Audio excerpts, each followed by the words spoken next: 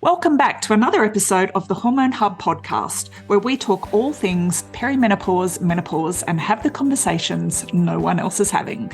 Sit back, relax, and enjoy this episode.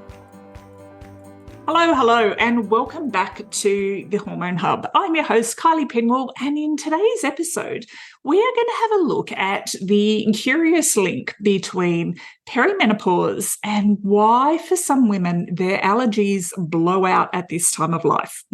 So I work with clients all the time who come into the program with headaches, who have, anxiety as a new kind of thing, insomnia, brain fog, hives and itchy skin, eczema that they may or may not have had before, an increase in sinus issues and, nasal congestion. And these are just a few of, the symptoms of what we call mast cell activation or high histamine levels. So histamine symptoms are certainly more common in women than they are in men. Woohoo! Something surprising. And often these high histamine symptoms are tracked with our menstrual cycle. So when we have high estrogen, so when we hit ovulation, and then again just before our period, so the 2 times in our cycle where our estrogen is higher, our histamine symptoms oddly seem to be higher as well. So there's an absolute connection between those mast cells, histamine, and hormones. So how it works is estrogen stimulates our mast cells to release histamine. And at the same time, it kind of blocks our enzymes that clear our histamine. So then, at the same time, histamine stimulates our ovaries to make more estrogen. So we've got our ovaries telling our body to make more estrogen, estrogen making more histamine, histamine making more estrogen, and we get stuck in that vicious cycle. Now, the beauty of progesterone is it comes in, it stabilises those histamines and those mast cells. It upregulates our enzymes that block our histamine, therefore reducing our overall histamine levels. So, and what happens during perimenopause, of course, is our progesterone levels drop. So, we don't have that buffer to kind of like block that production of mast cells. And, we just end up in this crazy cycle. So many of the symptoms of, high estrogen are also symptoms of histamine and mast cell activation. For example, in endometriosis, they're really looking into that mast cell activation and the link with endometriosis there, and that's for a whole other episode. Other conditions linked to high estrogen, like PMS and PMDD as well, which is really interesting. So, certainly we want to kind of have a look at the overall hormone picture and what's driving it. Okay, so what is histamine? So histamine is an part of our immune system. It's a protein that's, that signals our body. It causes allergies, it causes swelling. Histamine also helps stimulate our stomach acid, it helps stimulate our brain, and it plays a really big role in ovulation and reproduction. And interestingly, histamine also boosts our libido. Okay, so, and likewise, estrogen boosts our libido, and antihistamines decrease it. Fun fact. See, I didn't actually know that until I was researching for today's episode, but now we all know, right? Okay, so the normal way we regulate histamine is our body makes it with mast cells, and then, naturally our body clears it. And it's a fine balance between histamine in and histamine out. Okay, so we all make histamines and we all potentially can clear it, but when we're not clearing out that histamine, that's where those allergy symptoms jump in. Okay, and also too, another fun fact is when we're pregnant, the placenta actually makes a large amount of the enzyme that clears our histamine. So that's why a lot of women who have always suffered allergies, their symptoms improve over pregnancy. There you go, fun fact. Follow me for more tips. Okay, so how do we get too much histamine? Okay, so chronic inflammation okay, will stimulate that mast cell activation. Alcohol, food sensitivities is a big one. Consuming, if we're sensitive, histamine-containing foods, so things like wine, sauerkraut, smoked meats. Not having good gut health can definitely trigger allergies as well, and excess estrogen, because estrogen stimulates those mast cells. Okay, so why are we not clearing out our histamines? So definitely some of us naturally don't produce enough of those clearing enzymes. Gut health, again, our gut's not working properly, so we're not clearing those hormones.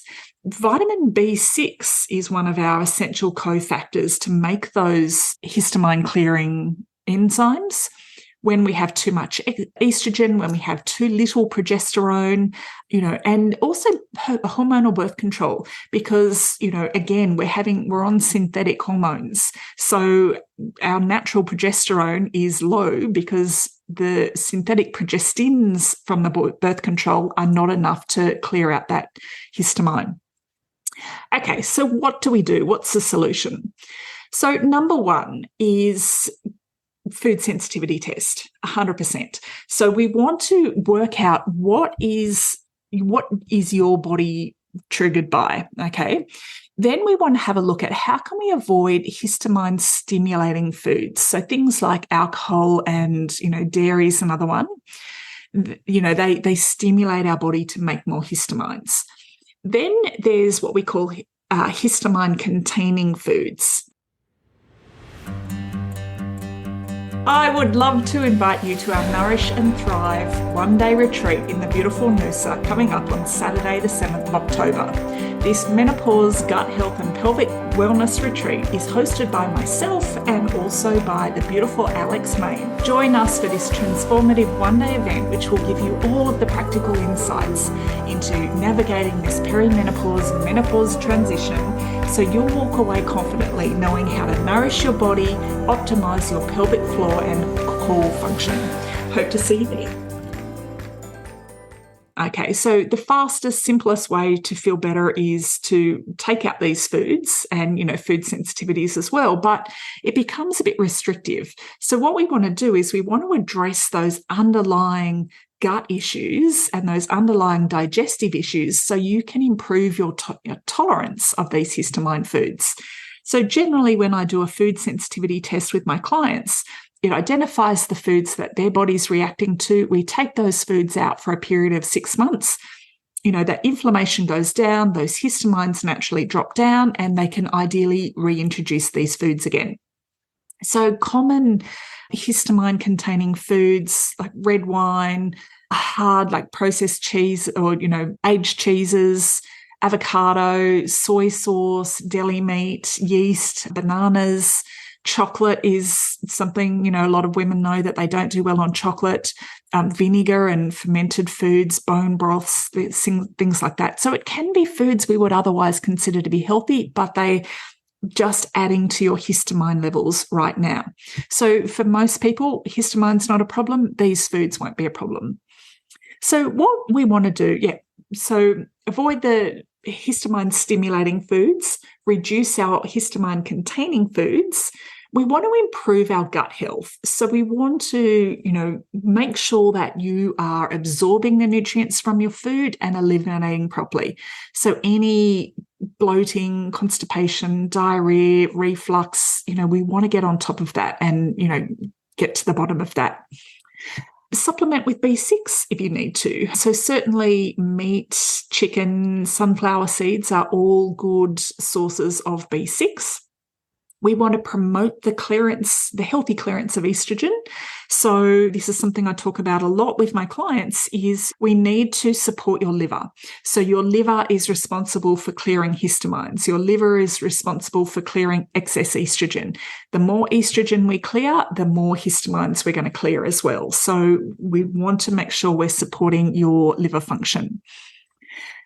So, definitely this is why sort of reducing dairy, including B6, magnesium, supplements or nutrients like quercetin can certainly help in that histamine clearing process. Vitamin A is going to help with your, like stomach losing my words. Okay, we'll skip vitamin A.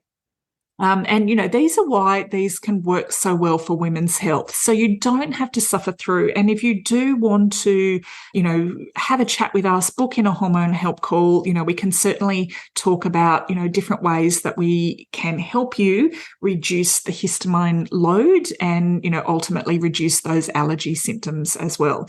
Because taking an antihistamine, you're putting a Band-Aid on the symptoms. So it will help alleviate those symptoms 100%, but it's not helping your body clear out those histamines so those allergies are not ongoing.